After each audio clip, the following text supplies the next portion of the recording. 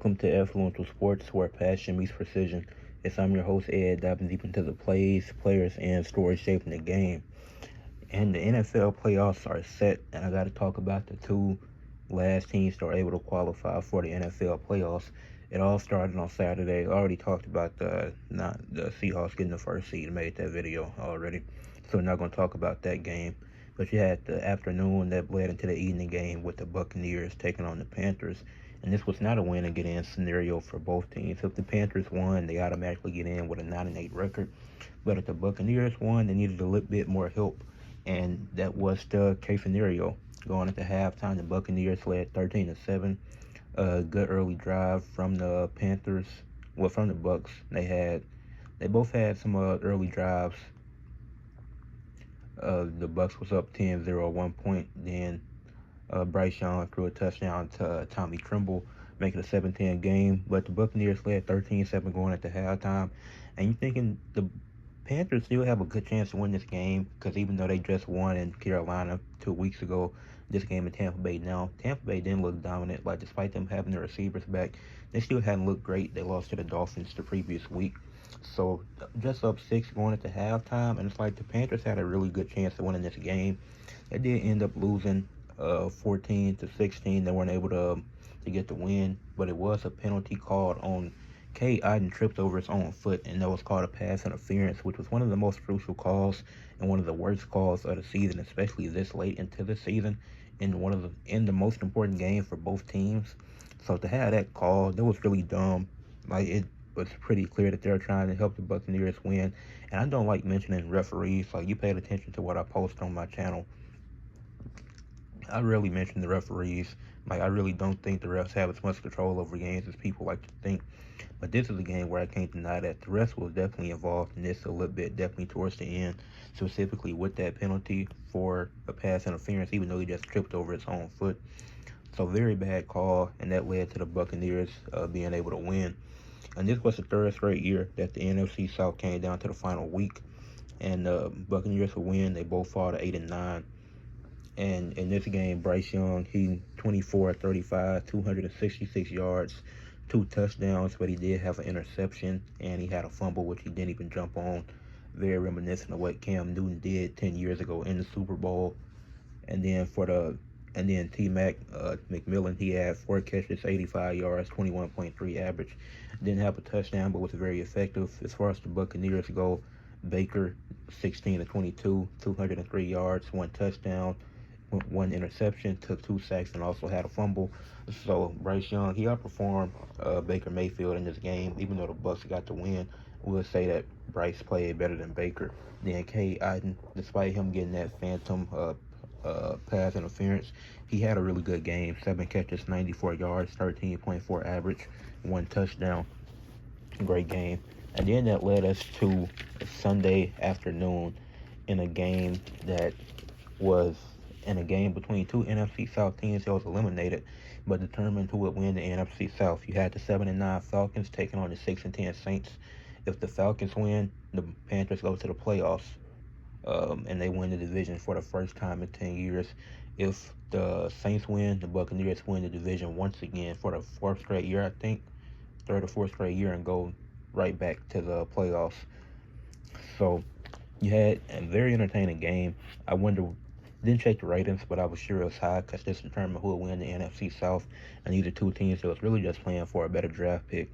So early on in the game, had multiple punts, had a fumble by the Saints, had an interception by the Falcons, and even the Falcons did somehow score to end the first quarter. They was up 7-0 despite a very bad first quarter from both teams. And then you had both teams exchange field goals in that second quarter, and the Falcons led 10-7 going into halftime. Then the second half became a little bit more entertaining with some exciting plays. Had the Falcons end up winning 19-17. I was trying to pay as much attention because I was getting my hair taken down during the game while watching. So the Falcons did end up winning 19-17. They didn't allow the onside kick. I forgot who recovered it, but they went out of bounds with the ball, so that way the Saints couldn't get it and have a chance to go and win the game. Zane Gonzalez had a phenomenal game for the Falcons, made all 4 of his field goals, made the 1 extra point he kicked, and contributed to 13 of the Falcons' 19 points. Then Carl Granderson for the Saints, phenomenal game, 10 tackles, 5 solo tackles, 5 assisted tackles, 1.5 sacks, 3 tackles for loss, and 3 QB hits. Fantastic game from him. And then that would lead to, and since the Falcons won, they finished the season 8-9. The Saints fall to 6-11 to end the season, but that means the Panthers are going to the playoffs, and I'm excited to see Bryce Young in the playoffs, see what he can do in his first playoffs. And I think they play the Rams, so that's going to be exciting since they did play last time. It was a really good game, so yeah, I'm excited to see Bryce in the playoffs. One of my favorite quarterbacks in the league. Um, so yeah, excited to see what Bryce and the Panthers can do.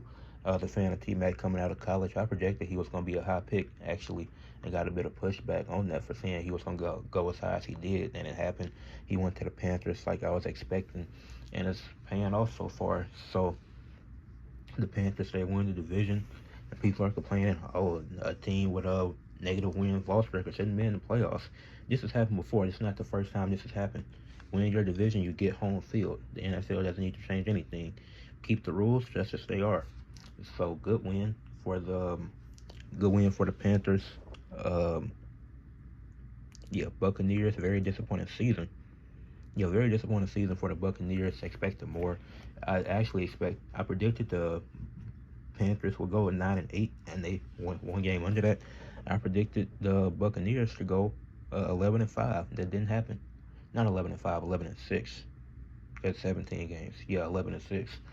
But yeah, three-way tie at 8-9. But because of the tiebreakers and stuff like that, that allowed the Panthers to qualify for the playoffs despite losing their last game of the season. So congratulations to the Panthers on getting back to the playoffs. And this is a two-part video since it's two teams that qualified. But the last team that qualified, they came down. One of these teams had to go to the playoffs. The 9-7 Steelers versus the 8-8 Ravens. Win and get in. No other scenario. Everybody already played. You win the AFC North, and you get the 4th seed. You get home field, at least in the first round. So that was the case here. You had, and then the way the game started, Walker, his 6th career catch and his 4th touchdown. So Walker having 66% of his career catches be touchdowns is very impressive. Baltimore took a 7-0 lead. And Lamar early on played great. He didn't have a bad game at all. And especially early on, he played great. There was just a few incompletions. His receivers just weren't able to catch the ball. And one of those incompletions got taken back because of a penalty that helped the Ravens drive keep going. And then they led 7-0 to end in the first quarter. Then they converted on a 4th and 1, but that in the second quarter, but that drive only led to a field goal, which Luke was able to make, put the Ravens up 10-0. Then Boswell, who's been super efficient his entire time in Pittsburgh, makes a 57-yard field goal to trim the lead to 3-10. And then at the end of the first half, the Steelers had a ball. It's a 1st and goal with 3 seconds left. You figure, why not just kick the field goal to cut the lead a bit more? Because it's not a guarantee you can get a touchdown, because you don't have a time. Because you run a play, then that's 3 seconds gone, and then you do a running play with 3 seconds. So now you're not even giving you a chance, because at least if you throw it and you save 1 second on that 1st and goal, you can get that field goal.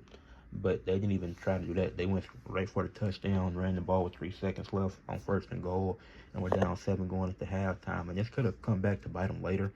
It didn't, because out of halftime, they was able to get a push touchdown to tie it 10-10. But that play could have went really bad. Luckily, it was going into halftime, so they were still down 7. But that definitely could have swung the momentum a little bit, because the Ravens still had momentum going into halftime. But the Steelers got the ball out of half and was able to score. Lamar, he had a tip pass, and it bounced off of a Steelers defender, and TJ Watt was able to get the interception, then returning for much yardage, but they got the interception that put them in field goal range to go up 13-10, and they were up 13-10 in the 3rd quarter. The 4th quarter got exciting, because the 4th quarter was insane. Zay Flowers, he had a huge touchdown. It was a blown coverage, 4-play, 71-yard drive. Baltimore takes a 17-13 lead. Steelers get the ball to Kenneth Gainwell, who had a really good game. And ironically, he had, as their top back, he had a better game receiving than passing, but he did get a rushing touchdown, and that put the Steelers up 21-17. And Zay Flowers got open again for another touchdown, another blown coverage. Baltimore takes a 24-20 lead. And then Calvin Austin, they got him back from his injury last week because they were missing him. And he was able to get open for a blown coverage for a touchdown. And Calvin Austin, that was what was missing last week in that game that they could have just clinched versus the Browns because he was injured. Like, obviously, DK suspended the last 2 weeks. He'll be back for the playoffs. But they needed Calvin Austin. Rodgers needed somebody to throw to, which he had that. And Calvin Austin, he got one of his top two weapons back. And so then they opened up the pass game for Gainwell to do more in the pass game than the running game because now you got Calvin Austin back. So a lot of the attention is going to go to him. So then now it's 26-24. Boswell, who hadn't missed the extra, he hadn't missed the extra point all season.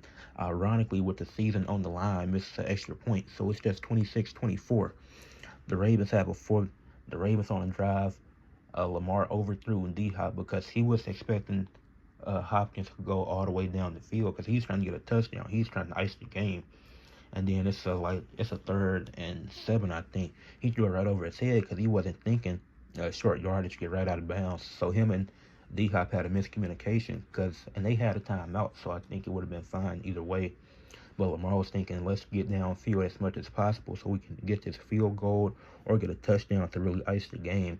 So overthrew D-Hop. They talked about it. And then it's 4th and 7. Lamar deep pass to Isaiah Likely, and he had a few games where he dropped some big catches where he wasn't able to reel in a few big catches, and he was able to do that, put them in scoring range, put Loop in the perfect position to score. Been solid all year. Then Tyler Loop misses the field goal, and the Steelers win 26-24. So Chris Boswell almost sold the Steelers season, and then Tyler Loop responds with a missed field goal, and Lamar did a great job putting them in scoring range. Loop wasn't able to get the job done, and the Ravens missed the playoffs, finishing 8-9 on the season. But man, Lamar played a great game. 11-18, 238 yards, and 1 interception, which was a tip pass, and 3 touchdowns. You don't understand how ridiculously efficient 230 yards on 18 passes is, and getting 3 touchdowns. Like, that is insane. Then Zay Flowers, great game, especially in that 4th quarter. He finished the game with 4 receptions, 138 yards, and 2 touchdowns. A good bulk of that came in that 4th quarter. So Zay Flowers, great game. And he's had a struggle in the past years too. But when they needed their guys on offense to step up, Derrick Henry had another great birthday game. Zay Flowers and Isaiah Likely did their thing late in the game. Lamar was great, aside from that 1 interception, which wasn't even his fault. And they just weren't able to get it done. So, and it just came down to Tyler Loop. Like, yeah, injuries halted them. But the Ravens really shouldn't have been in this position. Like, the Steelers really almost sold at winning the division. Like, the Ravens had lost 5 in a row at one point. The Steelers, get the win. They finished 10-7 and go to the playoffs. Highsmith finished with 2 tackles, 1 sack, and 2 tackles for loss. Gainwell, like I said, even though he only had 5 carries for 10 yards and a touchdown, he was very effective in the pass game with 8 receptions, 64 yards, and he was really effective in the pass game. So shout out to Kendall Gainwell, played a great game. I did want to see the Ravens in the playoffs. They're just a more fun team to watch. Like, I know Rodgers going to retire soon, but he's had his time. Like, the Ravens are just a more fun team to watch. But with that being said, leave a like on the video, subscribe to the channel, comment what y'all thought, and share for others to see.